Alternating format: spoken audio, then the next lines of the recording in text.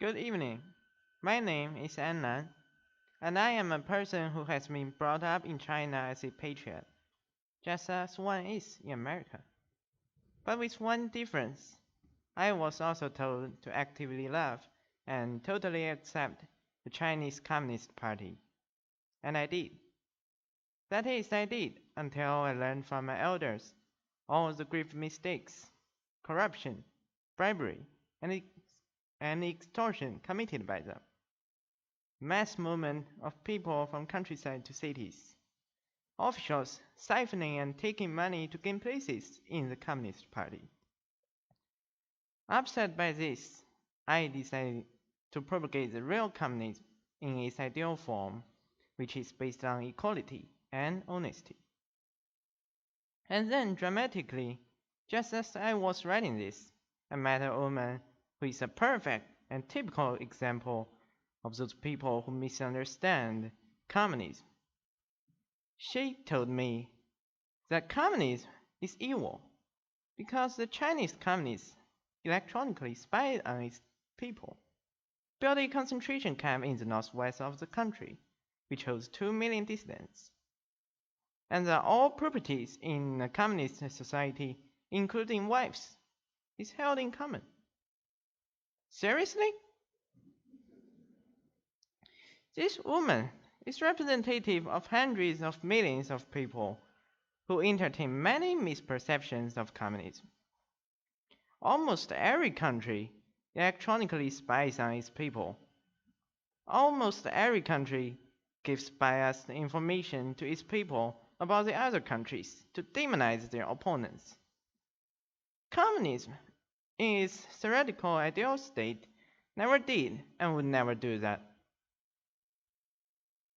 But it always is a victim as a kind of evil contrasted against the justice that the Western countries supposedly promote. Why is this? It is the born of the ignorance of the true meaning of communism. In fact, it is the capitalism of the West, which is based on acquisition, consumption, and misleading and incomplete infomercials. No evil done in the name of communism has not been done by the capitalist democracies. Do not forget the Nazism, Vietnam, CIA tactics in South America, and the destabilization of the regimes considered unfavorable to the USA. So what I wish to suggest to you is that there is an essential difference between the moral and ethical foundations of capitalism and communism.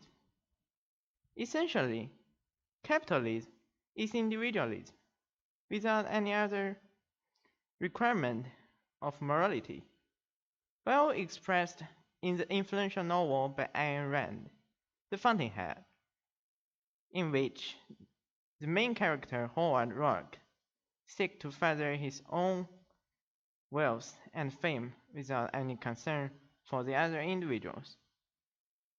By contrast, communism has an ethical base.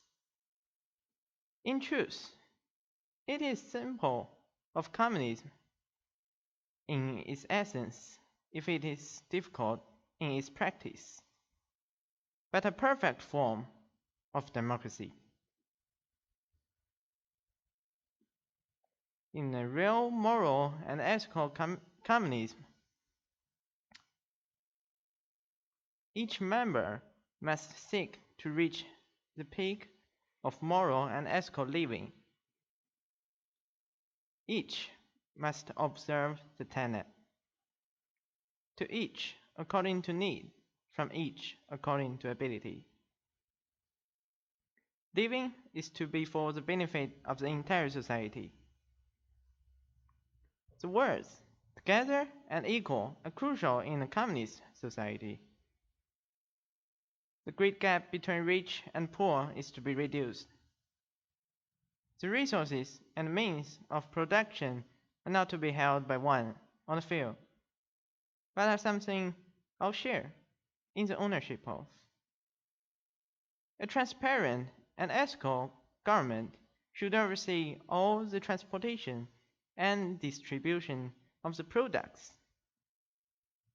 Many say that each country should govern in its own way. But now, we are beyond that as never before. We are all on this planet one race, the human race. We are all faced with the terrible consequences of our terrible mistakes. Famine, disease, ever growing inequality, and the vast and electable climatic upheavals from global climatic instability due to the capitalist and false communist industrial atmospheric pollution.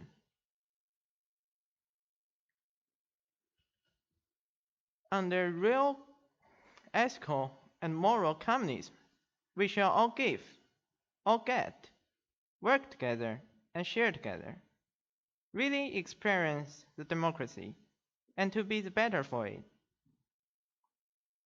And no, wives are not in common. Better yet, under moral communism, all men, women, and all genders in between are truly equal citizens of a better world. Ironically, the purported communism in the contemporary China that is so criticized is actually a form of capitalism, very similar to the corruption in American form.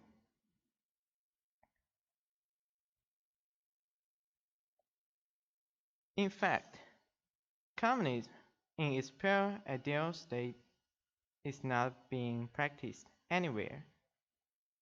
Were it to be implemented properly, its virtue would be clear. Is this utopian?